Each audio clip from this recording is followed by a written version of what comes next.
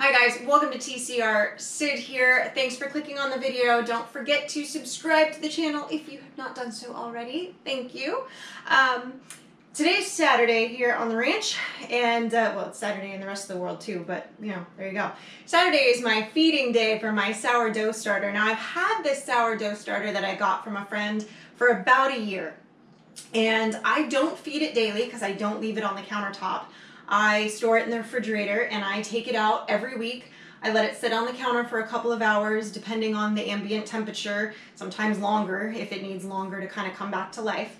And then I feed it, mix it back in. I've poured out some of my starter to use for that week to bake, and then the rest of it sits on the counter for another few hours before it goes back into the fridge to be dormant for the rest of the week.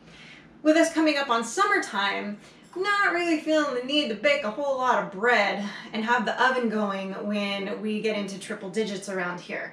So instead of tossing out my starter, because even in the refrigerator, you still have to feed it, you know, once a week. Some people will go 2 weeks. I haven't had good luck with that, so I stick to a week.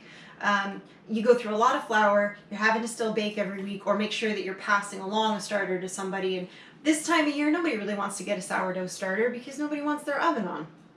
So I am going to freeze my sourdough starter. Now, I've never done this before, but I've done some research on it, and it's totally doable. It's sort of like a bear hibernating in the winter.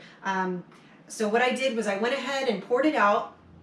I fed it and let it sit at room temperature for a few hours, and now it's ready to be bagged and stored. So the key here is after you fed it and let it come back up to room temperature, I can see that I have a lot of activity. It's very healthy, active starter, and it's ready to be bagged up. So what I'm going to do is I'm going to freeze about a cup, maybe a little bit under, into a baggie. I'm going to mark it with the date so I know when I froze it, and have it in a couple different baggies. So I'm going to go ahead and do that real quick.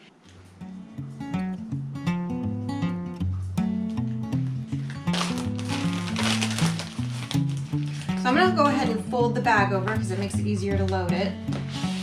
I know some people are going to yell at me for using a metal spoon, but that's okay. I'm trying to get it as much into the bottom as I can. So I have my first bag done here, and I'm going to go ahead and seal it, and I'm going to try to get out as much of the air as I can. And yes, if you really wanted to, you could food savor it. You could stick a straw in there, but honestly, because it's liquid, it's really easy to get all the air out and get it really flat without having to do anything special. The idea being that you're going to lay this flat in the freezer so you can kind of have it not take up a whole lot of room and keep it happy. I did see a few things where people had done it in ice cube trays so they could literally pop out just a little bit of starter at a time if they wanted to. But I think doing it in the baggies is going to be a little bit easier to kind of keep it cleaner so that nothing kind of lands on it, so that it's completely covered. You know, I think you're less likely to have any crystallization or anything like that if you're able to store it like this. Similar to the way that I have done a video on how I freeze my eggs for storage when I have an abundance of eggs. So I think this is going to be great. So I'm going to get to these finished bags, get these all done here and squared away. So I've got all my bags here aired out with my starter. I ended up with 5 bags of starter, which is perfect. So I can go ahead and freeze these, and I can leave them in there, you know, indefinitely. If you notice they're starting to, you know, form ice crystals or whatever, you know, that one might be a little bit harder to bring back. But if you've gotten all the air out, you're probably pretty safe that they're going to be fine when you take them out. Now, getting to use them again after they're frozen, you're going to want to pull them out of the freezer. You're going to want to stick it in the fridge overnight. When you take it out of the refrigerator the next morning, I would stick it on the counter for a few hours until it comes to room temp, just like you would if you have it dormant in the fridge. You know, putting it in smaller batches this size will allow it to kind of defrost in the fridge overnight. Then once it's up to temp, you're going to want to start feeding it, and you're going to want to do about as much as you froze. Some people only like to do a few tablespoons. Some people like to do their entire starter.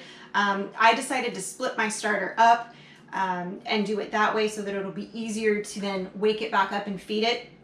So I'll be feeding it about the same volume, a little bit over of what it has in it. So, you know, if you weigh it on your, if you have a little scale that you use to weigh it, you know, if you go, oh, it's, you know, this many grams or this many ounces, depending on how you're doing it, you're going to want to do that same amount in water and that same amount in flour, plus a little bit, just a hair. And then leave it on the counter for a few hours, you know, 5-6 hours. And then later that afternoon or in the evening, go back and feed it again. And then you'll be ready to have it rock and rolling again. You'll have it ready to, you know, back to being your regular starter that you either choose to leave on the counter and feed daily and separate, or to go back into the fridge to be dormant during the week to pull out once a week and feed and use. So it's completely up to you as far as that goes. But I'm gonna get these in the freezer so that they're ready to rock and roll for when it starts to get cold again in the winter. But for now, I'm over the baking of the bread, but I don't want to lose my starter that I've worked really hard to cultivate. So this is going to be a great solution to that problem. So for those of you that are, you know, slaves to your starters, especially now that we're coming up on summertime, a lot of people, even though we're, you know, we're slowly kind of coming out of quarantine, are, you know, starting to plan trips and vacations, even if it's just a little getaway. This will ensure that your starter does not go to waste while you're gone because it's being neglected. So this is a really great solution for that. Thanks for watching, guys. Don't forget to like the video, subscribe to the channel, and click the bell so you get the notifications.